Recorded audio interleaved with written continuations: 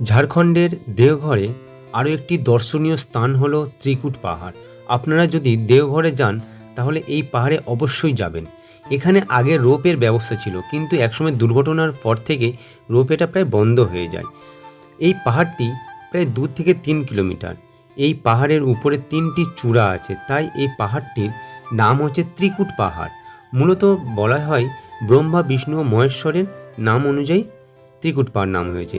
এছাড়া পাহাড়ের উপরে রয়েছে হনুমানজির পাদুকা, সীতামায়ের প্রদীপ, রাবণের পুষ্পবিমান রাখার স্থান এবং শালগ্রাম শিলা প্রভৃতি। যদি আপনারা দেওঘরে যান অবশ্যই হাতে সময় নিয়ে এই ত্রিকুট পাহাড়টি ঘুরে আসবেন। অবশ্যই এখানে আপনাদের খুব ভালো লাগবে এবং সুন্দর একটি মনোরম পরিবেশও দেখতে পাবেন। ভিডিওটি ভালো লেগে থাকলে অবশ্যই কমেন্টস, লাইক এবং শেয়ার করবেন।